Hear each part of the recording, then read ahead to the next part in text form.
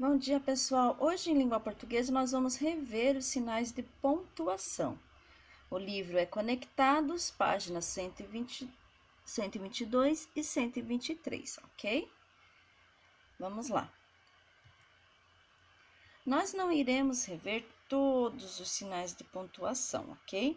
Nós vamos rever apenas alguns. Lembrando que na avaliação final vai ser pedido para vocês produzirem um texto. Então, é muito importante que vocês utilizem de sinais de pontuação para deixar o texto coerente, de fácil entendimento e de fácil leitura.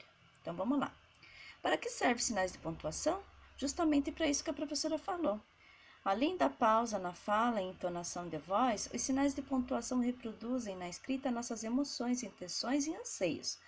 Então, como que é a entonação da voz? É como eu leio um livro, como eu leio um texto.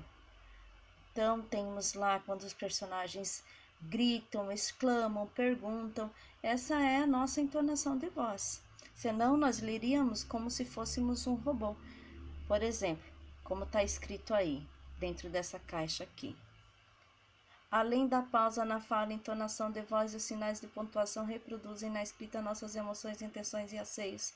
Então, é uma leitura sem respeitar pontuação nenhuma. E fica difícil da pessoa que está ouvindo entender o que está lendo, o que a outra pessoa está lendo. E fica difícil para até mesmo o leitor entender o que está escrito. Por isso que tem que respeitar os sinais de pontuação. Vamos começar com a vírgula, tá bom? A vírgula indica uma pausa no discurso, ou seja, na fala. Sua utilização é tão importante que pode mudar o significado quando não utilizada ou utilizada de modo incorreto. A vírgula também serve para separar termos. Então, olha só, aqui tem uns exemplos de como usar a vírgula. Vou precisar de farinha, ovos, leite e açúcar.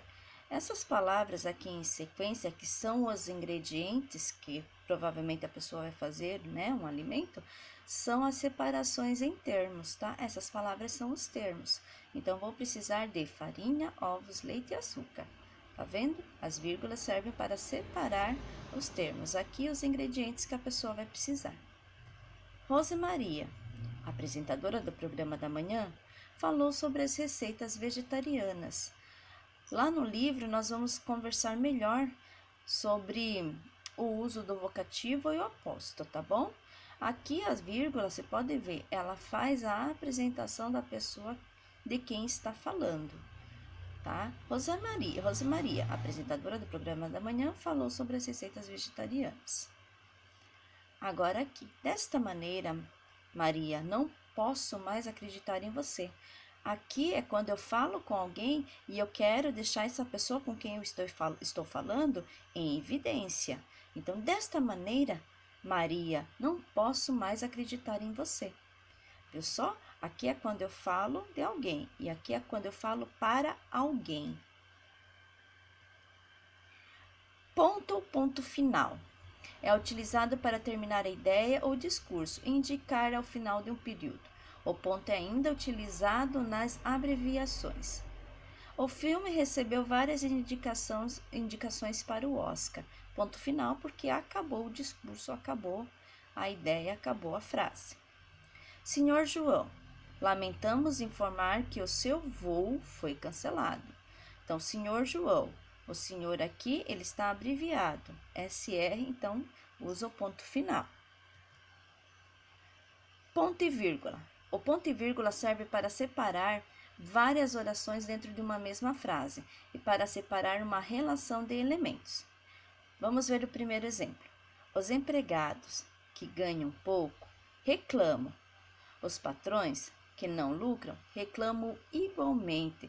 Então, estamos separando aqui duas orações dentro de uma mesma frase, tá vendo?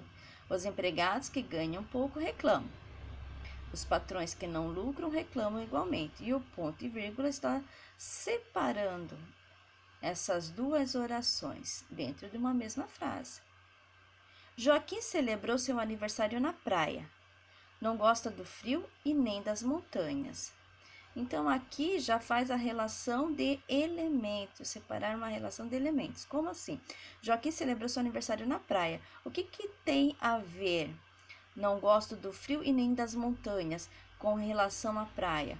Ele celebrou o aniversário dele na praia justamente porque ele não gosta do frio e nem das montanhas. Então, está explicando o motivo do aniversário dele na praia. E aqui está sendo separado para indicar a relação desses elementos, ou seja, não são frases diferentes. Uma completa a outra. 4. 2 pontos. Esse sinal gráfico é utilizado antes de uma explicação, para introduzir uma fala ou para iniciar uma enumeração. Na matemática, as 4 operações essenciais são adição, subtração, multiplicação e divisão. Aqui ele foi usado para separar, para iniciar uma enumeração, tá bom? Então, o que é uma enumeração? Eu vou dizer algo, vou elencar várias coisas. Por exemplo, eu posso substituir essa frase com outra frase assim. Eu fui na feira e comprei laranja, mamão, limão e melancia. Então, são os mesmos elementos que tem na feira. Eu falei só de frutas e aqui está falando só de termos matemáticos. Joana explicou, 2 pontos. Então, agora uma pessoa vai falar. Não devemos pisar na grama do parque, viu? Então, antes de alguém de introduzir uma fala, ou até mesmo quando vai explicar. 5. Ponto de exclamação. O ponto de exclamação é utilizado para exclamar. Assim, é colocado em frases que denotam sentimentos como surpresa, desejo, susto, ordem, entusiasmo, espanto. Denotam é demonstrar sentimentos. Por exemplo, que horror! Ganhei! Olha só o entusiasmo e olha aqui a falta de surpresa, um desprezo. Olha que horror! E aqui todo entusiasmo, ganhei. Então, serve para expressar o sentimento da pessoa que fala. Ponto de interrogação. O ponto de interrogação é utilizado para interrogar, ou seja, perguntar. Utiliza-se nos finais das frases diretas ou indiretas livre. Vamos lá. Direta. Quer ir ao cinema comigo? Estou sendo direta com você. Eu quero uma resposta, sim ou não. Indireta. Será que eles preferem jornais ou revistas? E aqui, você pode responder para mim sim ou não. Aqui eu quero que você responda. Aqui você pode responder sim ou não para mim. E agora nós vamos para a atividade do dia. Opa, deixa eu voltar aqui. Nós vamos começar pela atividade 1. Releia este trecho do texto A Serpente de Ouro. Vocês podem fazer no caderno ou escrever aqui mesmo no espacinho do seu livro, tá? Muito bem, exclamou. Vejo que não há mais pessoas honestas neste mundo. Onde está a outra serpente? Outra serpente? Admirou-se o pobre. Mas eu lhe juro que só havia uma. Que sinais de pontuação aparecem no final de cada frase? Então, que sinais de pontuação aparecem no final de cada frase? B. Explique a função de cada um desses sinais. Você vai explicar para que eles servem. E C. Repare que na primeira frase do segundo parágrafo, o autor utilizou ponto de exclamação e ponto de interrogação ao mesmo tempo. O que isso sugere? Por que ele usou os dois ao mesmo tempo? Tudo bem? Vocês podem escrever aqui do ladinho, tá bom? 2. Observe o travessão destacado nessa frase. O que ele indica? Ele indica quem está falando no diálogo, não é verdade? Mas essa fala é de quem? Será que é do personagem, do narrador? 3. Observe que o narrador pode apresentar a fala para explicar de quem é. Veja este exemplo. O pobre admirou-se. Essa é a fala do narrador. Agora o pobre vai falar. Outra serpente? Mas eu lhe juro que só havia uma. Agora faça as mesmas alterações nesse trecho. Aqui tem um trecho com uma das personagens do texto falando. Você vai introduzir a fala do narrador. tá bom? Como foi feita na parte de cima. 4. Releia agora outro trecho do texto, A Serpente de Ouro. Creio, ó majestade magnânima, que os dois estão dizendo a verdade. Qual é a função das vírgulas nesse trecho? Então, aqui vocês vão explicar a função da vírgula nesse trecho, tá bom? Para que ela está servindo aqui? 5. Analise com um colega essas duas frases. O filósofo do rei Abelardo solucionou a disputa. O filósofo do rei Abelardo solucionou a disputa. Agora respondo, quem se chama Abelardo? É o rei ou o filósofo? Por isso que estamos falando do uso da vírgula, né? Ela muda totalmente o sentido da frase.